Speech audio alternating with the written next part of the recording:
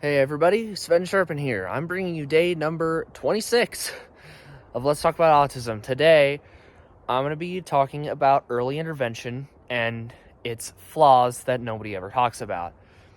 Early intervention, at least the idea of it, it's supposed to, like if there's any sign of developmental disorders or delays, or diagnosis of such, then the point of that is supposed to teach you life skills, basic life skills, so that you'll know how to, function properly once you get into regular school.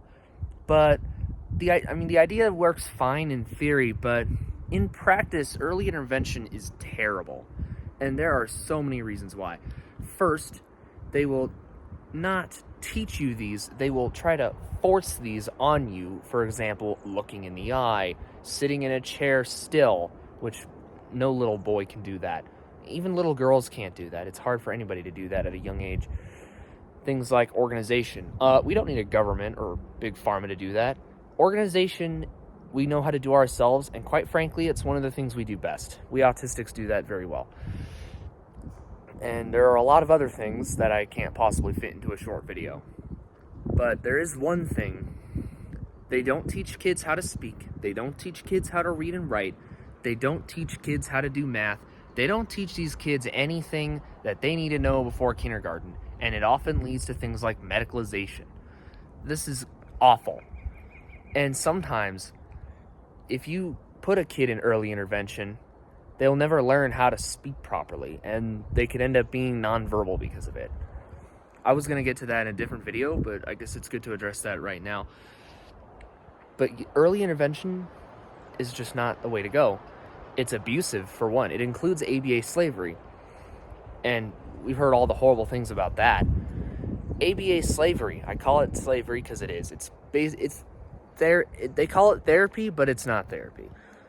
It'll do all the aforementioned things I talked about, plus physical beatings and sometimes even electric shock. I'm told, these are techniques they used like decades ago. I'm pretty sure it's still a thing they do today, just not as much as they did before. But it's still a thing that goes on, and quite frankly, this is child abuse and should be banned in all 50 states. And my parents tried to send me to early intervention, and guess what? It did not work.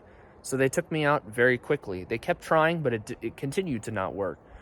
And you know what? My parents did a much better job at early intervention than Big Pharma ever could, because I already knew everything a kindergartner needed to know by the time I finished preschool. So I've got a good alternative for early intervention. Just do it yourself. Teach your kid to talk, teach your kid to read and write, teach your kid to do math, teach your kid to identify certain emotions and stuff. Because I guarantee you, if you're a parent of an autistic kid, you're going to be doing a much better job at that than Big Pharma ever could, than any school ever could. So that's just common sense. Big Pharma does a terrible job at it, and it's exploiting you and your kid for money. So how about you do it yourself at no cost to you at all for a much better future for your child? So yeah, that's what I wanted to talk about, and I'll see you on day 27. Thank you for watching, and goodbye.